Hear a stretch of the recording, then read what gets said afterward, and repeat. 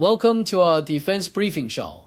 Today we're diving into some intense and fascinating stories from around the world. First up, Israel's Prime Minister Benjamin Netanyahu has ordered immediate negotiations to free hostages and end the Gaza conflict, all while preparing for a decisive military operation to capture Gaza City. Tensions are high and the situation is critical, with tens of thousands of reservists mobilized and secret negotiations ongoing. Next, we explore the hypersonic arms race heating up between China, Russia, and the US. These super-fast missiles traveling over Mach 5 are changing the game in military technology. China leads the pack with its DF-17, while Russia claims speeds of up to Mach 27. The US and UK are scrambling to catch up, but experts debate whether hypersonics are truly a game changer or just another step in the evolving arms race. Finally, we remember some true American heroes: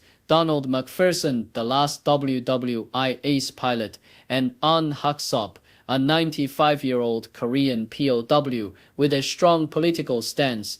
McPherson's legacy of bravery and service is celebrated, while An's story highlights the enduring scars and convictions from the Korean War. These stories remind us of the courage and resilience of individuals who have shaped history. Please continue to watch for detailed stories and insights in today's defense briefing. The Associated Press recounts the remarkable life of Donald McPherson, believed to be America's last surviving WWI ace pilot. Serving aboard the USS Essex in the Pacific, McPherson shot down 5 enemy aircraft, earning prestigious medals like the Congressional Gold Medal and 3 Distinguished Flying Crosses. Despite his wartime heroism, he preferred to be remembered for his faith, family, and community service, exemplified by his post-war dedication to local sports, church, and veteran organizations in Nebraska. His daughter recalls his humility and spiritual reflection, especially after surviving dangerous missions, which reinforced his belief that his life was not yet over. McPherson's legacy extends beyond his combat record, symbolizing a life committed to faith and service, honored by his community with a field named after him and his wife.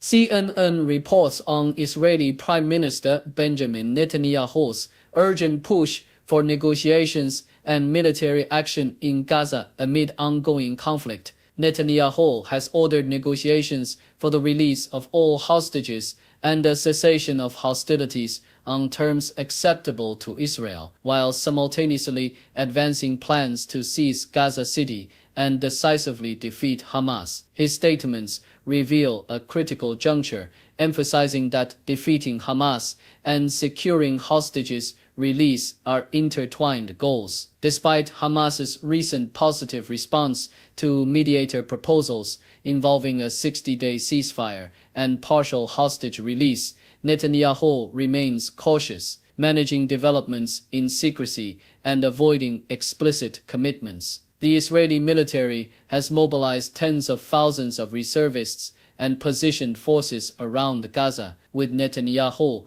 approving operational plans for a major assault, reflecting a tense and decisive phase in the conflict. BBC explores the global race for hypersonic missile technology, spotlighting China's recent unveiling of the DF-17 and its leading position in hypersonic advancements.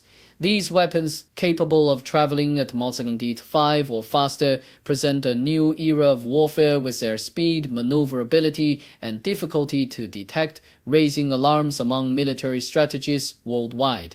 While the US, UK, Russia, and others are investing heavily to develop comparable systems like the US's Dark Eagle and the UK's testing programs, China and Russia currently dominate the field, with Russia claiming speeds up to Mach 27. The proliferation of these weapons, capable of carrying nuclear or conventional warheads, complicates defense strategies as their erratic flight paths evade traditional radar detection. Experts warn that hypersonic missiles could dramatically alter military balance, prompting nations to bolster space-based sensors and missile defenses, yet the technological race remains fraught with uncertainties and strategic risks.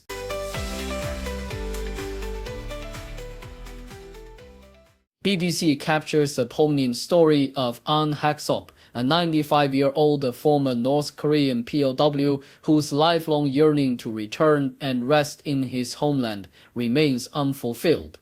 His journey to Imjin Station, where he was stopped just short of crossing into North Korea, symbolizes a deep-seated hope rooted in his belief that the land is a true independent haven free from imperialist influence. An's life story is marked by his unwavering patriotism from his youth under Japanese colonial rule, through his service in the North Korean army, to enduring decades of imprisonment and societal rejection in South Korea. Despite the bleak realities of his life, marked by torture, forced ideological conversions, and a persistent sense of alienation, his conviction that Korea must be reunified without American interference remains steadfast, fueling his final act of walking to the border with a North Korean flag in hand, embodying a lifelong dream of belonging and dignity.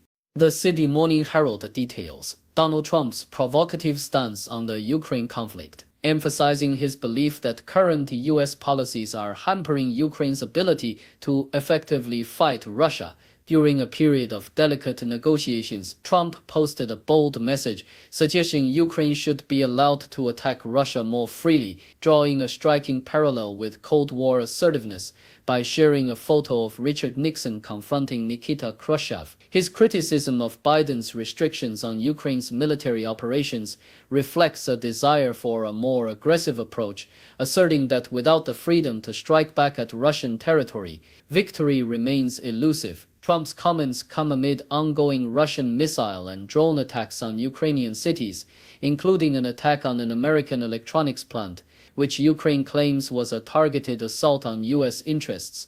His call for a shift in strategy underscores a belief that only through offensive action can Ukraine truly stand a chance against Russia's relentless assault, challenging the current cautious stance of the Biden administration.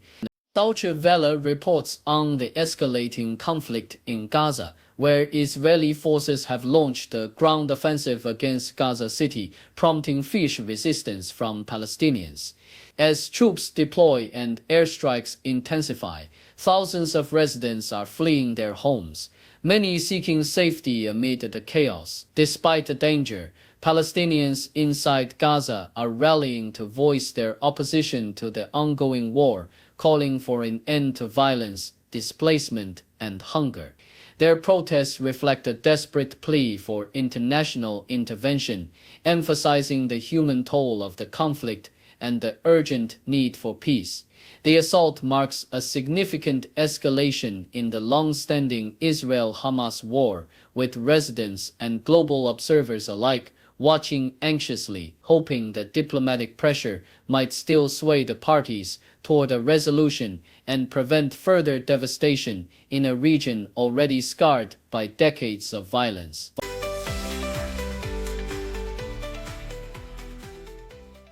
The South China Morning Post reports the alarming case of Jin Chao Wei, a U.S. Navy sailor convicted of espionage for China. Wei, stationed aboard the USS Essex, betrayed his country by transmitting sensitive military information, photos, videos, ship movements, and technical manuals to a Chinese intelligence officer in exchange for $12,000. His accomplice, Wen Henzhao, who pleaded guilty earlier, received nearly $15,000 for details about naval exercises and radar blueprints. Wei's trial revealed that he actively conspired to undermine U.S. national security, sending critical data on naval weapons and operations, highlighting the persistent threat posed by espionage networks seeking to exploit military secrets for foreign advantage. Meanwhile, the Globe and Mail paints a compelling portrait of the First Nations land guardians on Vancouver Island, who serve as stewards of a fragile and evolving coastline. These guardians, from the Talauquie and Hausat nations, have long fought to preserve their ancestral lands amid mounting environmental threats. Their efforts include establishing tribal parks, restoring rivers, monitoring ecosystems, and combating wildfires, often with limited resources. As climate change accelerates, they face unprecedented challenges, such as the recent wildfires and the encroaching fire season, yet remain committed to protecting their territory for future generations. Their indigenous-led initiatives exemplify a profound connection to the land and a resilient spirit dedicated to environmental stewardship and cultural preservation.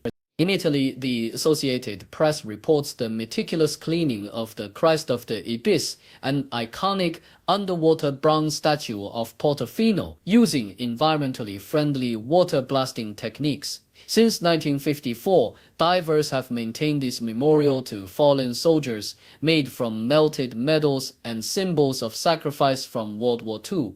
The annual cleaning process involves pressurized seawater to gently remove marine crustaceans and bacteria, ensuring the statue's preservation without harming the surrounding ecosystem.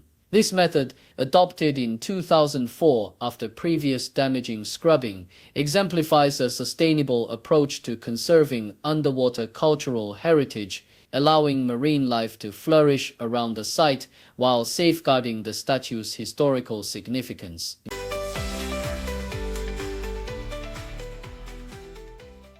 Al Jazeera recounts the poignant story of Anas al-Sharif, a courageous journalist from northern Gaza who risked everything to document the devastating realities of war in his homeland. Growing up under siege, Anas chose to become a voice for his people, capturing harrowing images of starvation, destruction, and the indiscriminate targeting of civilians and fellow journalists amidst relentless bombings. Despite the peril, he remained steadfast on the front lines, unwavering in his mission to reveal the human toll of conflict to the world.